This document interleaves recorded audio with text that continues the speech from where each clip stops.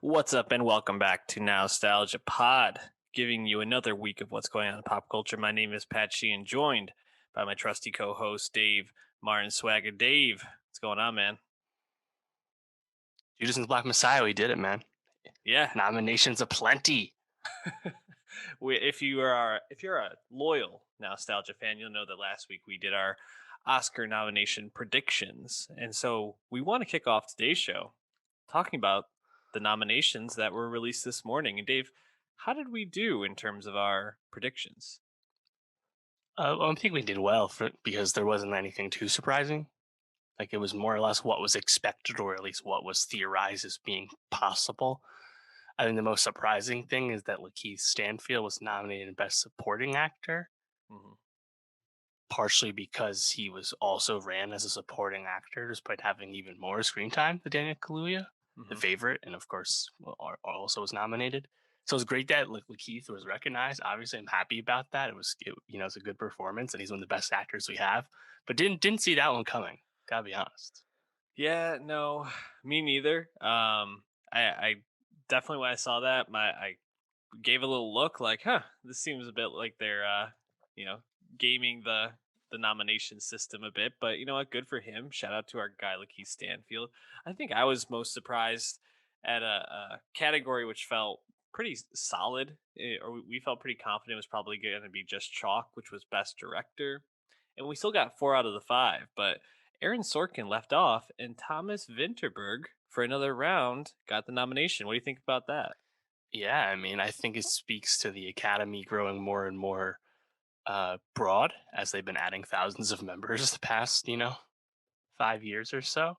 Hmm. Notably, from what I understand, the directing branch is more international. Think of Powell Pawlikowski being nominated for Cold War just 2 years ago. This is very similar to that. We expect another round, of course, to win Best International Film, where it was nominated. That's the overwhelming favorite there. But yeah, that's awesome to see. And I think, yeah, in terms of Chicago 7, it's nominated for Best Picture, it's nominated for Screenplay. But leaving Sorkin off for director does kind of sit well with me because it was not like it was remarkably directed, Hmm. you know. So Yeah, I'm totally fine with that one. yeah.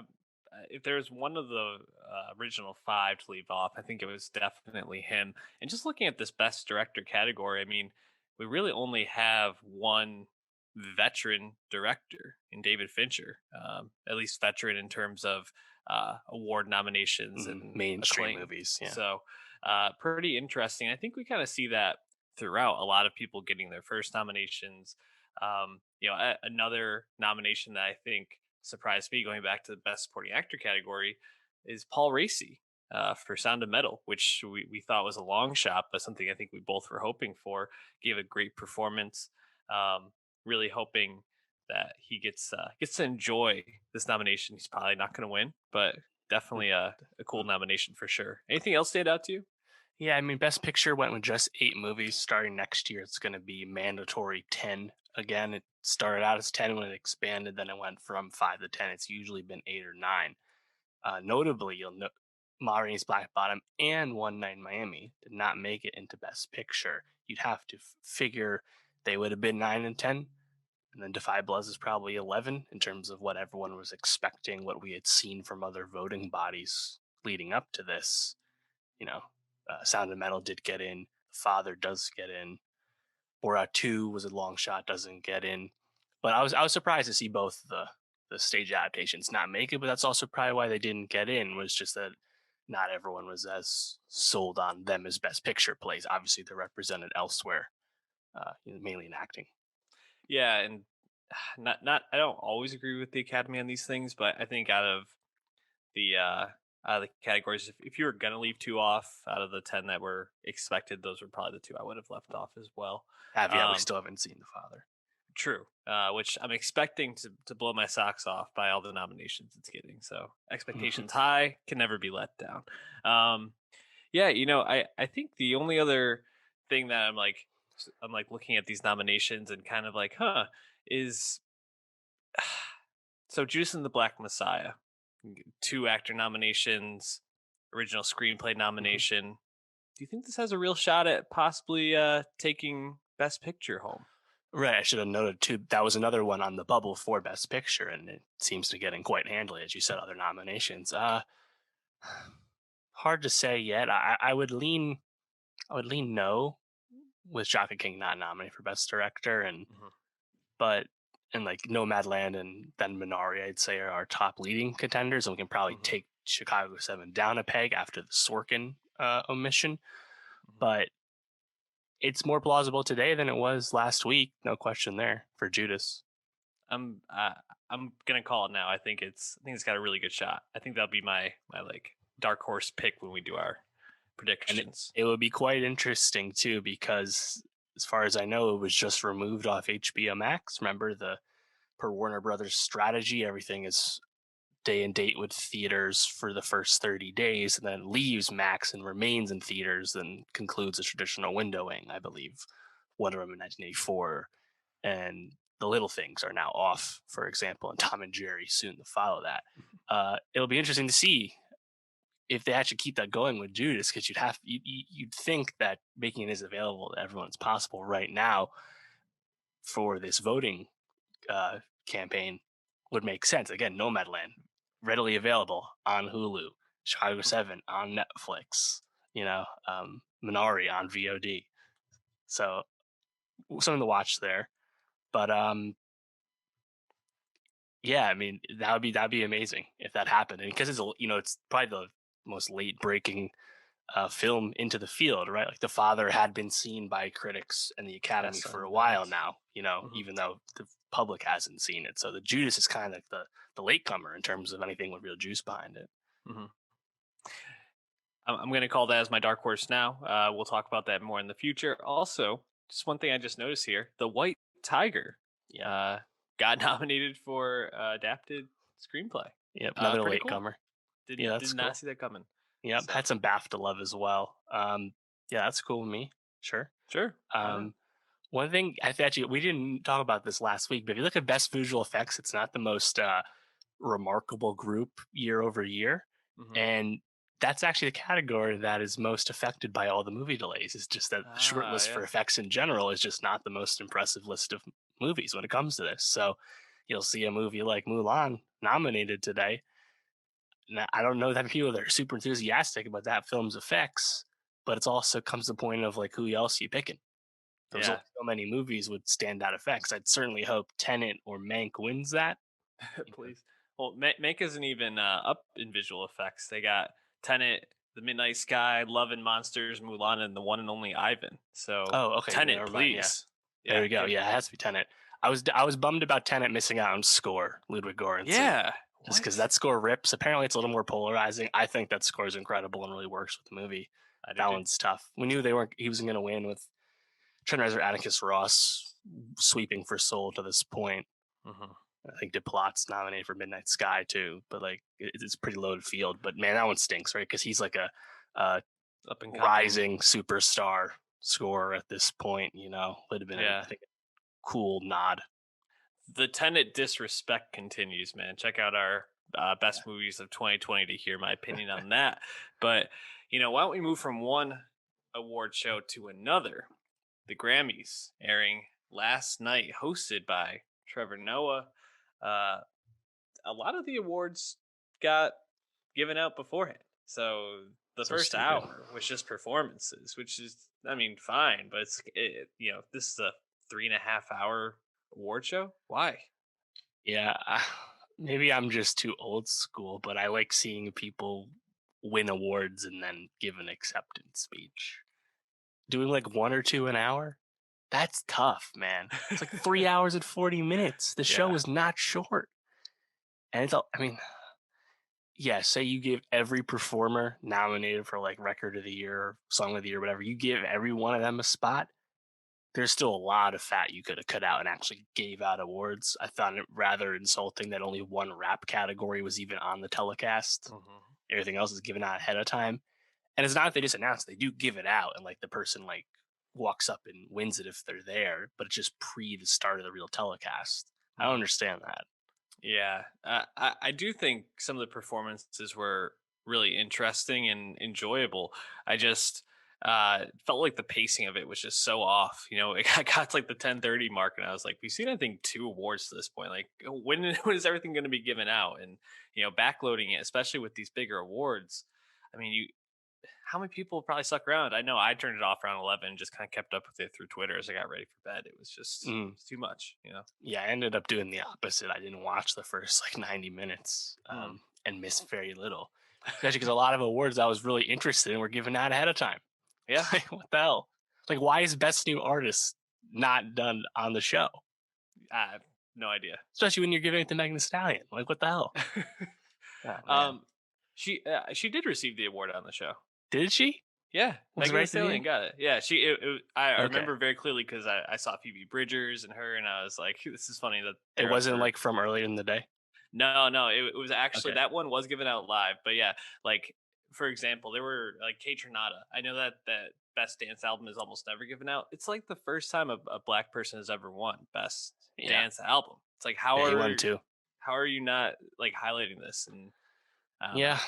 it's tough. I mean, I can't get best rap album not on the show, the most popular Stupid. music genre. That is ridiculous. And Nas wins, And right? that's the thing. They've done it before on the show, but that's when they nominate Drake or Kendrick or someone more famous. And it's kind of shallow, like Recording Academy tricks. It's like, oh, no one's really tuning in. No, look at Nas and Freddie Gibbs and D Smoke and Jay Electronica. So we'll just do it ahead of time. But like, it's just completely out of touch. Yeah, it's. But meanwhile, Beyonce gets shouted out 100 times for breaking the Grammy record. Which I'm not in any way bashing Beyonce. She's an amazing artist. I do just want to say only one of those awards is in a big categories, which Yeah, was she's never won Album of the Single Year. Ladies. So People know. it's tough, but yeah. I mean, I felt pretty satisfied with a lot of the awards given out last night. There were some that were like very Grammys picks. I mean, her for That was ridiculous. what? That was ridiculous. To be honest, I think I Her looked at that wins song. for Yes. Record of the Year, Song of the Year. It was Song of the Year for "I Can't Breathe." Yeah, Which and I get it. It's a vote for the sentiment. yes, I understand that. That is not a song people listen to. no, It's not even a song people were super ecstatic about. Mm-mm. Think about Little Baby's The Bigger Picture, which he performs on the show and has like really impressive production design Yep. accompanying it that just has completely nothing to do with the song itself. Like that also kind of rubs me the wrong way. It's like Little Baby was getting credit for not saying anything on the song, and then you have Killer Mike like legitimizing him when we could have just nominated something actually radical and meaningful like Run the Jewels in the first place and let them perform. Yeah. There's a few things, and like the Her pick, come on, man. I know, like Like I get you're voting for the sentiment, but it's awfully shallow because it's not music people like or thought Right. was that great. Like her is a And- really talented person, multiple instrumentalist. The Grammys love her. I understand why they love her, but Song of the Year, it's ridiculous. Yeah, and we got a similar thing with Record of the Year. I felt like with Billie Eilish winning Mhm. Everything I Wanted, which again, not taking anything away from them as performers or artists. Billie Eilish, we stand. I mean, we It's a loved good her song, last album. Yeah, it's a but- really good song. Record of the Year though? No. Come on, no. And you could tell how surprised Billy and Phineas were when they won. They're like, what the fuck? yeah, They were there to win for the James Bond song, which Mhm. they did. No Time to Die. Hilarious because that movie is not out yet. That was fine. That was good. She was clearly the pick in that category. Mhm. She did not need to win for Everything I Want. That was ridiculous. Yeah, pretty crazy. Meanwhile, Megan Thee Stallion won for Best New Artist. I believe she also won for Rap's rap duo performance. She won for Savage Remix, I believe, twice. yeah, Also best rap song. yes. So shout out to her. She's great and gave a performance that I think should have been no show for work, but primetime TV got the ass clapping. Shout out to her, man. Like her and Cardi B, her performance made me feel like I was on drugs. Phenomenal, good stuff. Yeah, very Chromatica vibes, to be honest, with the Yes. aesthetic, which was great. Loved it. Any other performances that from the night that really stood out to you? For bad reasons, I think DaBaby and Roddy doing Rockstar stood out because it's another example of the Grammys not treating rap with the right amount of respect. They're dressing up this song with a chorus and this like weird cadence, like a hymn. For what reason? You can't just perform the song as it is, as it actually exists. Why are you doing this to this song? As if to class it up for the telecast. I find that insulting. I do think in parts it was kind of cool. I thought DaBaby did well. I thought Roddy in general was a little off all night. I don't know why the hell he closed the show with a really weird medley. Like of all the songs to pick, I was like, if you're going for that slow vibe in the beginning, why didn't you perform like War Baby or something that has a chorus in the first choir in the Mhm. first place, right? I thought Roddy was a little off all night, especially having him anchor it again. Like there's just fat on the show you can cut, you Mhm. know. Um, I mean, I thought Harry was a little flat with Watermelon Sugar. His win was a Really? surprise, Yeah, but big he that was surprise. a little flat too. Like he's better than that. Yeah, I liked the vibe they were going for, but also, I recognized Dev Hynes playing bass and found out afterwards that Dev Hynes arranged the whole thing, and I was like, oh yes, this is art. Now I understand it. So I'm just like totally brainwashed. I'll admit that. A lot of the songs kind of were toned down in some way, or like taking an interesting like perspective. I mean, we got a whole Taylor medley. She won for album of the year, Folklore. Just like, man, I don't know. Future nostalgia was right there, and Dua Lipa Yeah. gave a freaking awesome performance. Like, what are we doing? Yeah. I mean, I'm less. I'm not. I can say I'm mad about Folklore winning album of the year. Like, obviously, it wasn't my pick, and we haven't Mhm. talked about The Weeknd, who also would have been my pick if he Of had been course, recognized. He was not recognized at all. right? Uh, Funny enough, Zayn is also trumpeting the crusade now against the Grammys in terms of transparency and Our and all guy, that. So that's probably the most remarkable thing I would say Zayn has done of late. So I'm happy he's doing that. Keep it going. And again, it has nothing to do with his music. It was not eligible for this period. But Mhm. and being a public figure, going after the Recording Academy, it's kind of pressure you need. Apart Yeah. from you need it from more people. That's good. Um, but yeah, I mean, obviously, I want to do the win. I thought it was going to happen too when she wins pop album. Taylor was Mhm. like 0 for 4 to that point, and I was like, huh, wow, they're actually really going to do do Taylor like that, huh? Have her show up, have her perform, have her sit there, and then win nothing. Wow. But in the Yeah, process, she becomes the first woman and only fourth person ever to win 3 album of the years. pretty So crazy. I can't. I mean, it was the most significant of the surprise drops and the quarantine albums in 2020. It's also like best awarded rewarded as an album than I think any individual songs that have been nominated. So Mhm. I'm not super mad about it, even if it wasn't my pick. No, I'm not mad about it. I just wish Dua had gotten that one, but loved Dua's performance. I thought she was great. Also, BTS, so fire. They're just the best Yeah, performers out there right now. that's the thing. They're just so good. They've been doing this for so long Mhm. that they just knock everyone's socks off. Like no one dances better than like obviously No. Cardi and Megan doing what they do aside. Like no one's on BTS's level when it comes to choreography and No. performance art like that.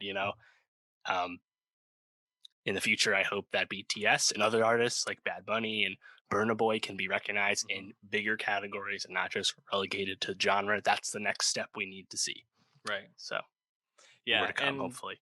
and in my mind, this whole thing has an asterisk because, like Dave said, the weekend totally snubbed for no Mhm. apparent reason. Not And that he needed to win everything. That's not the way it goes. But the fact that you don't recognize the critically acclaimed album that's also super popular, made by a famous person, reeks of similar corruption charges we've heard about the Golden Globes recently. yep, And it sucks. And now he says he doesn't want his label to submit him anymore. That's a loss for the Grammys. Full stop. You totally. already have Frank Ocean not submitting. Like this is bad.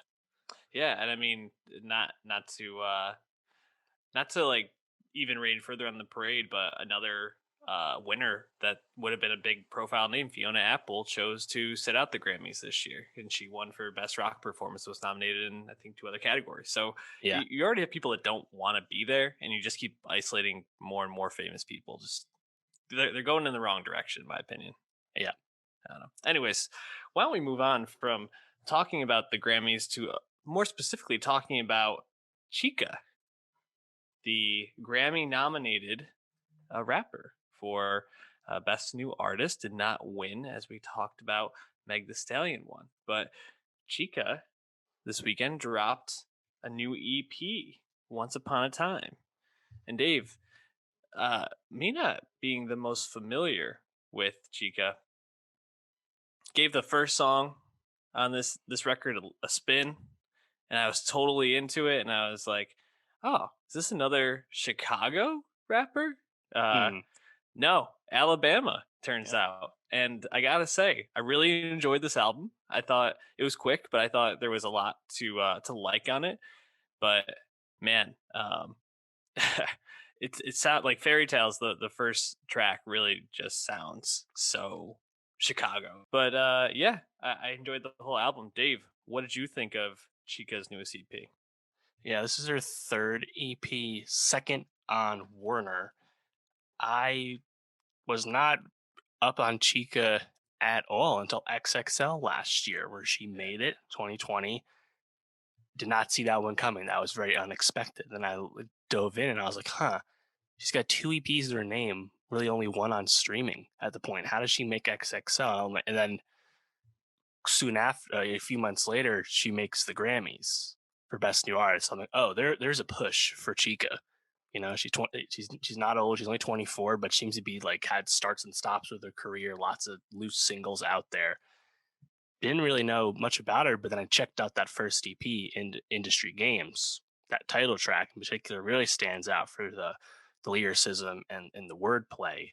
And then the song like Crown, which is my favorite song she's made, has kind of really uplifting message with like a background chorus and background singers. You can definitely hear the Chicago influence. You can definitely see her in the future making music with someone like Chance the Rapper or Saba Mhm. or No Name. Yep. You definitely see it because the vibes are there. Going into Once Upon a Time, I was like, oh, another thing. I also didn't know this EP was coming until the weekend. Uh, but comparing to industry games, I was actually a little let down. I didn't think the records were here this time. I think her talent and her ability is obvious, and I'm very excited for that debut album whenever it comes. But this is an instance for me where I think a really talented person who has a lot of strengths. I don't know if the songs were there this time. Like apart from Cinderella Part One, I thought it was a little middling this time, which is something that can happen when people are like they have all this ability, you know, and you can't harness it all the way. So I thought this was one where it's like you just kind of see the potential, but like there's two dynamite tracks on the EP from last year, and I don't know if we have that this time. Yeah, I would say that I don't think that there's anything like super amazing on this, but I agree that you can really just hear the talent, even just the way that she kind of flows over tracks. Kind of, she sinks into pretty much every single track that she's on, which I think is a testament to her ability to flow well. Just wanted to circle back to that first track, Fairy Tales. It does have BJ the Chicago Kid on it, so that might be why He's on it there's a like lot, by the way. I have yeah. to say, I thought he was on too much. I agree, but I did think that that song stood out to me. I also thought Hickory Dickory, she had a pretty strong flow. Mhm. And then I think the closing track, Save You, was probably my second favorite off this. But yeah, nothing that I think was like really, really notable. And if I had one like piece of advice. Not that I need to be giving her advice, but I think she should actually sing less. She sings a lot on this, definitely more than on industry games. And I would say, no, stick to the rap. And she demonstrated different styles. Again, on industry games, the track, that's a very fast flow. And on Crown, that's more of a like radio friendly pop rap, again, with singing backing her up and trading places with her. You can still incorporate all kinds of singing, I think. Look at how Chance has done it. I don't know if she needs to be the one singing herself. Again, if you need to use BJ Chicago Kid again, fine. But like, I would say stick to the bars. Stick to the bars. Why don't we shift focus from Chica to some K-pop now? And we're going to start by talking about a very short EP that was released. Just two songs, if we can even call it an EP, are from Rosé, who you may know from the very famous K-pop group Blackpink. They are K-pop, right? Or do I always get that wrong? As opposed to what? Yeah, they're K-pop. Not all of them are from Korea, Right. I think but that's what yeah, I get confused on. yes. But Rose dropping these two songs. Um, you know, I did not know exactly what I was thinking was going to come off this, and I think Mhm. there is one song on this that's a very clear standout, and another one that is okay, but not one that really stands out to me. On the Ground, I thought was absolute fire flames, already added to the playlist. Gone, I was a little bit less impressed with. I thought that was just kind of more like laid back, Mhm. kind of a generic K-pop toned down track. But Yeah. yeah, On the Ground, the way that the beat flips around the chorus, I was like, this is absolute fire. Yeah, I also didn't know much of what to expect. Blackpink to this point, going into this two-pack here, had talked YG had talked about they're all going to make solo music as well and remain part of Blackpink, and Jennie had released one solo song, aptly titled Solo, and that's all we had gotten since 2018. Watching the Blackpink doc on Netflix last year, Light Up the Sky, uh, kind of became clear that Rose, like, she plays the guitar, like she that's part of her musical interest, right? Obviously, we haven't gotten much guitar on Blackpink songs to date, and I don't see. I don't know if I really thought they would go in that direction all the way, but it was cool to hear something like this, much more stripped down, a lot more acoustic moments, and playing to Rose's strengths and I assume her interests. And in terms of what Western audiences can expect from K-pop acts, she was, raised in Australia. She's one of the fluent English speakers in Blackpink, so making songs in English is no big deal. But I think getting this as well, what's not instantly recognizable as K-pop music in the traditional sense, does interest me because I'm just curious what the future holds for stuff like this. And I agree. I think On the Ground is the more revelatory of the two because of how different it sounds, whereas Gone still has an electronic chorus more reminiscent of other Blackpink songs. Yeah, I definitely feel like there's just a ton of talent here, and R was released, I think, just Friday, and it's Yeah. already up to what 11 million plays for this being the first two songs on her artist page on Spotify. Yeah. Pretty good. So she's going places, I'd say, and Blackpink especially is just Well, of an course. animal And, at this point. and again, it's only two tracks. It's like, man, Blackpink, we get so little music from them I still. know. You add up the three solo tracks now and all the Blackpink songs, I think we're maybe at 20 official songs, maybe. And Contrast that to the record sales they have and the ticket numbers they've done. It's crazy. yeah, but you know what? Sometimes less is more, and Yeah. I appreciate that with them. So definitely enjoyed those tracks.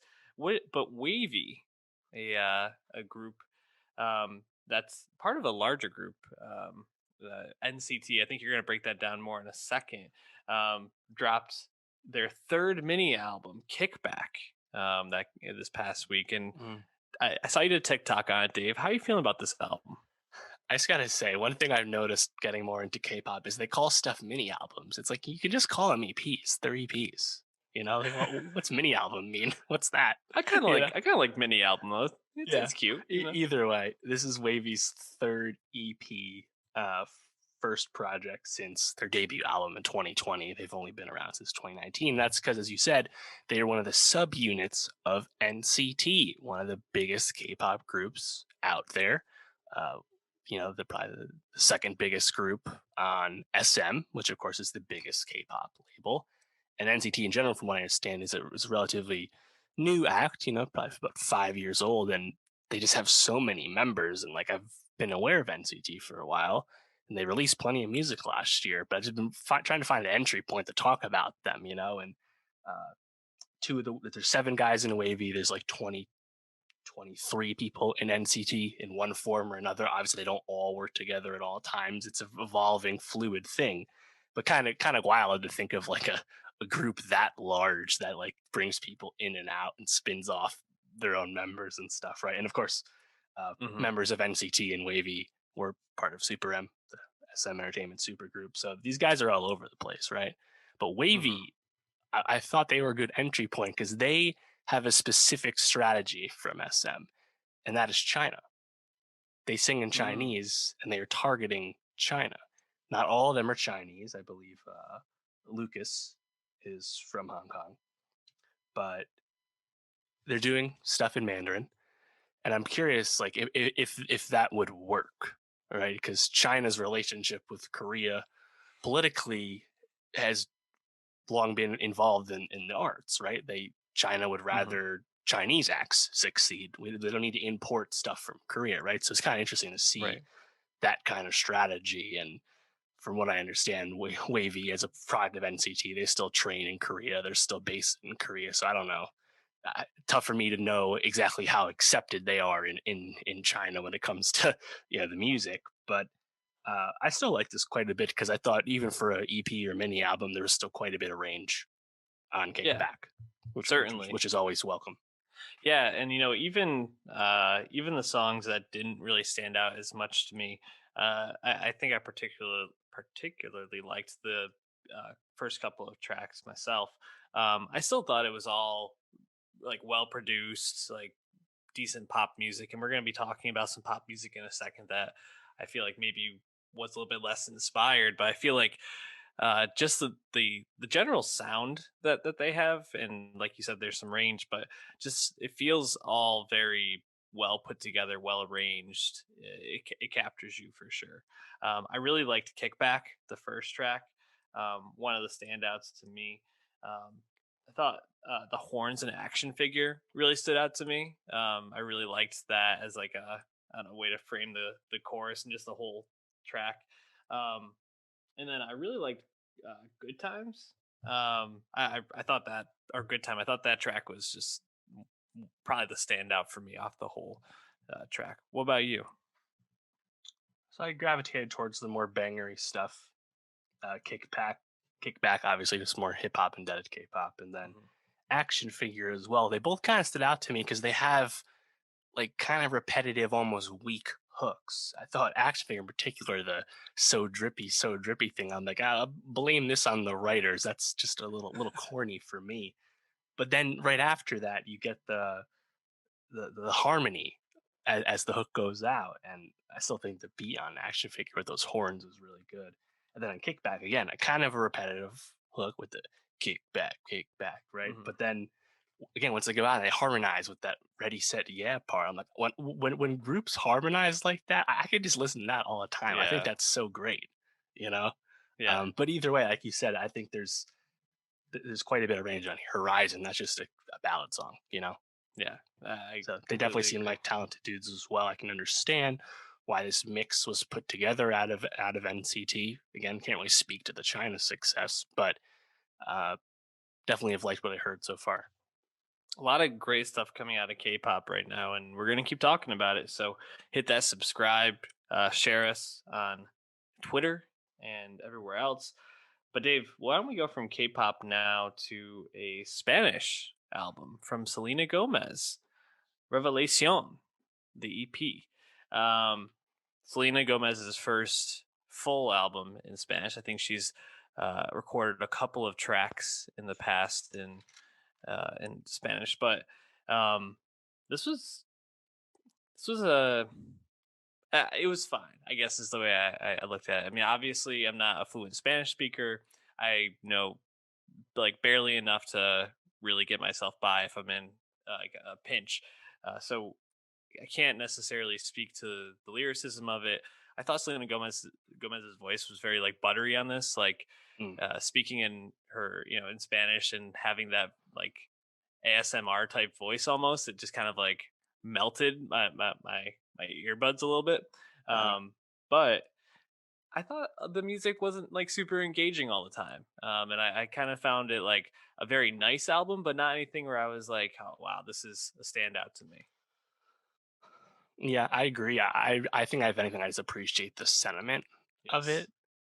But like a lot of Selena music, I haven't been wowed to this Mhm. point. Like we talked about, Rare, beginning of 2020, pre-pandemic, which was a long time coming for her in terms of just more solo output, right? and Lose You to Love Me was a big hit for her. But in general, I thought Rare kind of left us a little cold. And maybe that's just because I was contrasted just with her overwhelming popularity and success. Right? I think right now she's 12th in the world monthly listeners on Spotify, for example. She's a huge artist still. And the talk recently of her thinking about retiring, whether that was true or not, that definitely got a reaction out of Cardi B, for example. But like, Selena's awfully successful. I can't imagine Interspoke wants her to retire, you know?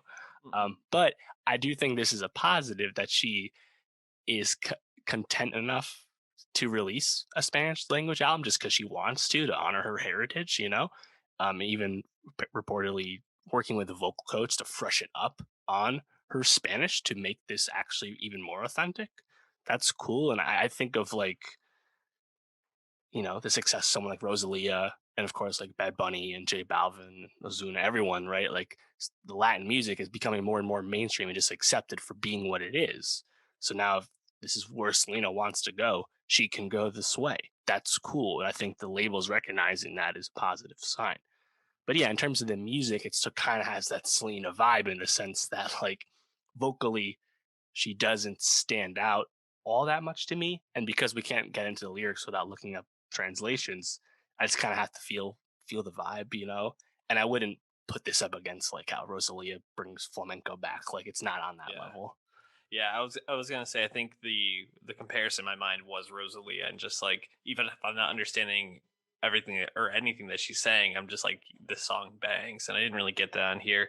I guess maybe the final track, which was a DJ Snake, produced track, and she had the song Taki Taki back in 2018 with DJ Snake and Cardi, and that was a Spanish speaking song as well, I believe, for her. Maybe I'm wrong on that, but regardless, I think it also just doesn't feel like it's part of this album. It's so different and such like a bangery. That's type, tacked on for sure. Just, just it's like a tropical pop song. I don't know. So, I appreciate Selena doing this, but nothing like groundbreaking to me here. Yeah, I'd say if anything is a highlight, I think Baila Conmigo. That's a solid reggaeton track with Raul Alejandro. That one's pretty solid. And Yeah, I like I that think one a lot. Daniel Neves was pleasant enough, one of the lead singles, and BCO was all right too. But yeah, I mean, I've just never been wowed by Selena all that much. Not that I dislike it; it's fine. It's never. I don't think it's ever really that. It's ever bad or anything. But I'm just more happy with this sentiment. I hope this continues with artists. You know, like Kali Uchis has a big hit right now. You know, the more acceptance we get of international sounds, the better that is. Yeah, absolutely. Um, and as we keep escalating up to more famous artists, we're into Nick Jonas now, who dropped Spaceman. I would say he's less famous than Selena Gomez. Yeah, definitely less famous, but I guess this is a full size album, so I'm another Disney veteran. There we go. Yes, there we go. There's the connection. Spaceman. I guess I'll say Nick Jonas is everywhere right now, right? Yeah. He just did SNL. He's got a movie coming out. He's hosting, or he's a judge or a coach, whatever. The Voice coach. The Voice. Mm-hmm. Did the Oscar nominations announcements with his wife. Yep, we got a. Was it last year we got the Jonas Brothers album? Or was that 2 years ago? 2019 spring. Happiness Begins, yeah. So, which was like the second or third biggest album of 2019. By the way, yeah, huge album. And the Jonas Bros, no doubt, are beloved rabid fans, all that jazz. Mm-hmm. Spaceman, to me, gave me very much Zayn vibes, which is I don't want to bring Zayn into this. Shout out my guy for standing up to the Grammys. I really appreciate that, especially knowing everything he has going on in his life now. Thank you to all of his fans who educated us in our comments. Yeah, this album wasn't it, man. It's very much like 80s futuristic type down pop, and I'm just kind of like I guess that's when it really stood out to me, was when I felt like it was kind of going something 80s. But yeah, I mean, this feels like Greg Kurstin cashing the check, bro. I don't remember who Jonas is signed to, but the label just gave Kirsten some money and called it a day, I think. I mean, But this is the fourth solo album for Nick, but the first since 2016. It's kind of been a while. But he had to come back for the group in between then.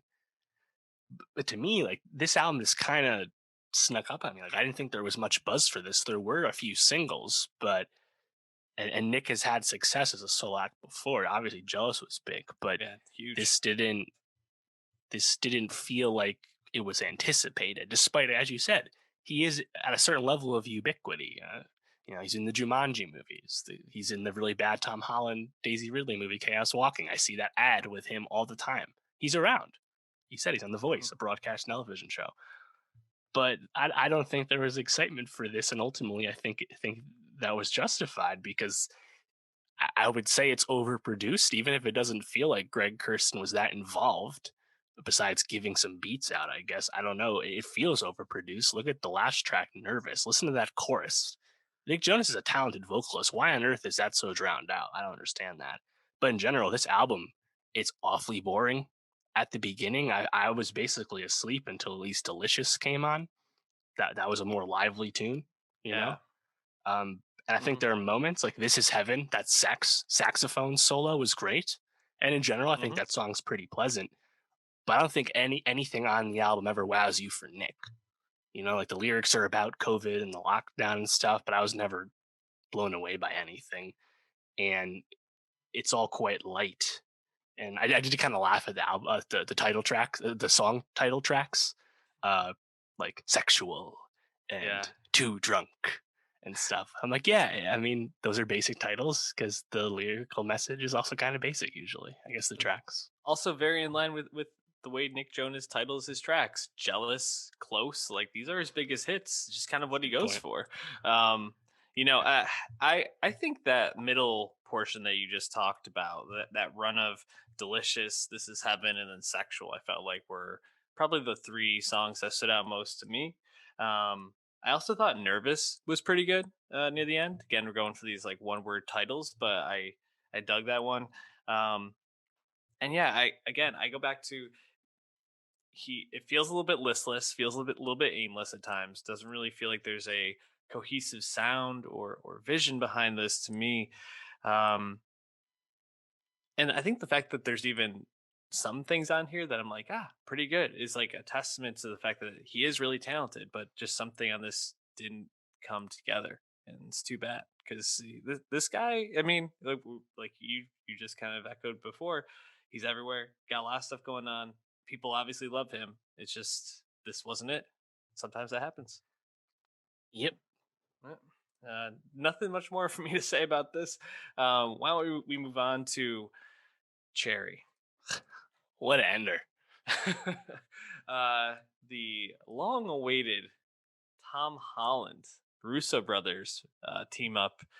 Russo brothers finally getting to do a project that's not an MCU product. Obviously, they're known for the Captain America, Winter Soldier, Civil War, the Endgame, and Infinity War movie from Avengers. Hmm. So they finally got to do a little passion project, and this is based on a book of the same name by I had it on my note Nico here. Yes, thank you. Walker, is it? Yeah, Yeah. Nico The Walker. subject of the story. He wrote this, I believe, in prison.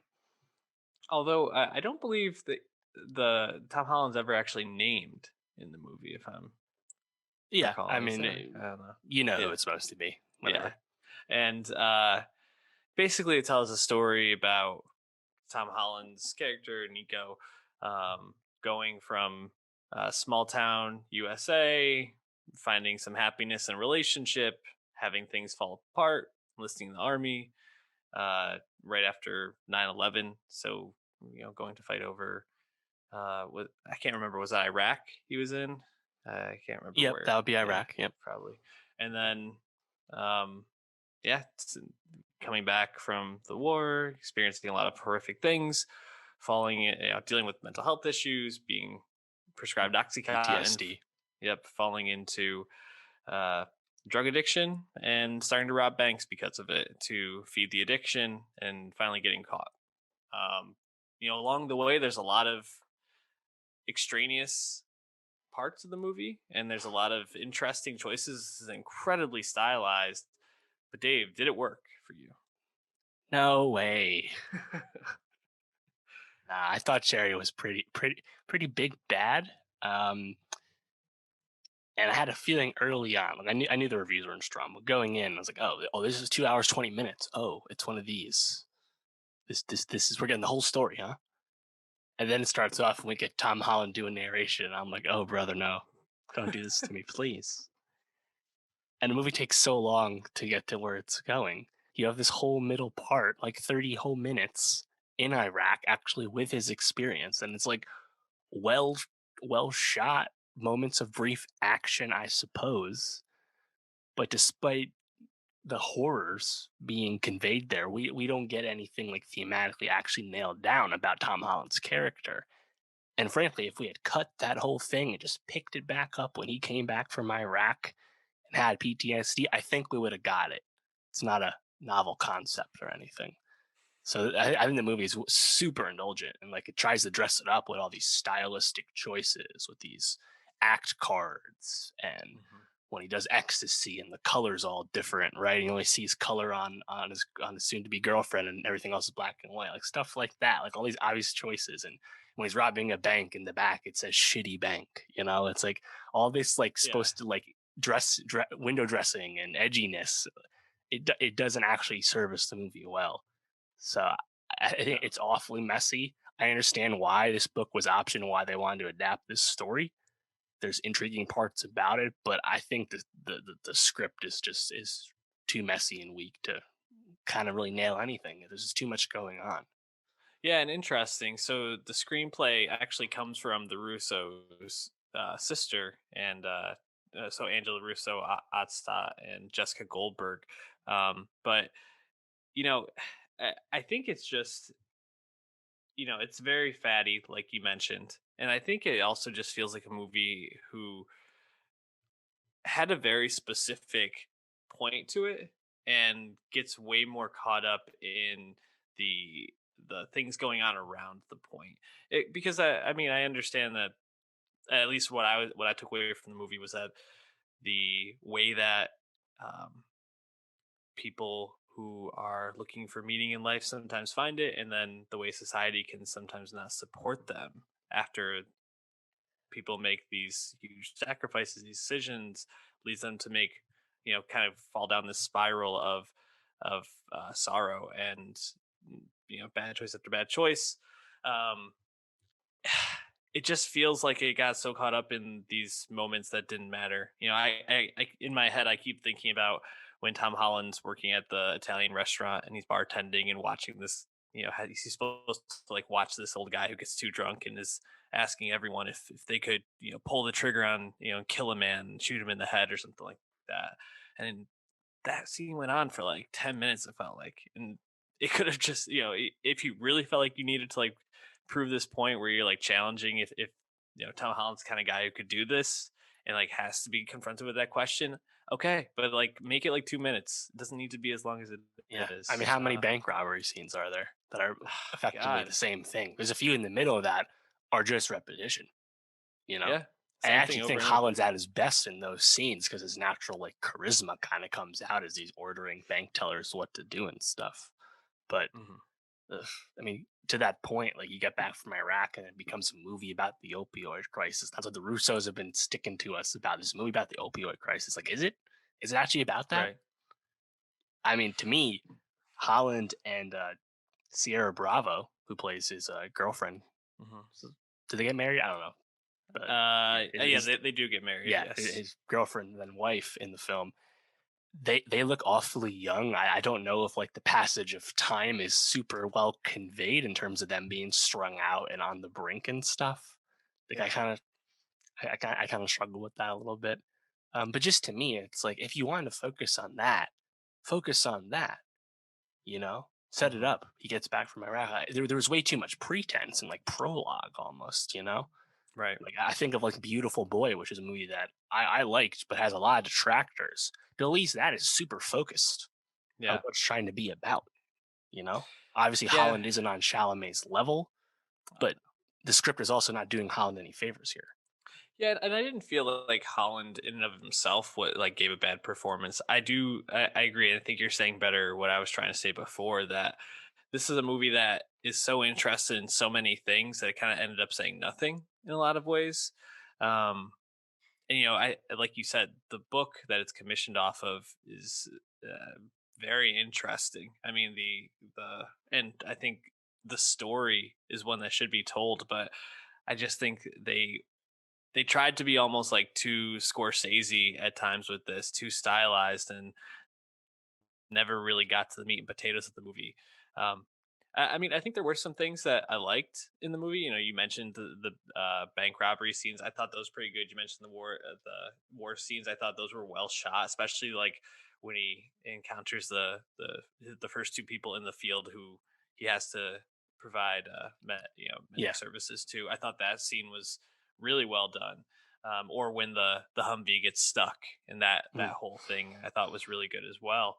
Um, and I also thought, some of the stuff in the beginning, which I think the beginning is probably my least favorite part of the movie, but I think there are some moments that are kind of interesting. Like I thought it was really funny when he goes to visit his girlfriend at the party, and he's like, "You don't want to be the guy whose girlfriend is up there fucking a ghost," something like that. I thought that was pretty funny. Oh, the Um, lighting for that party scene in that basement, I was like, "Oh, that so looks really realistic. nice." Yeah.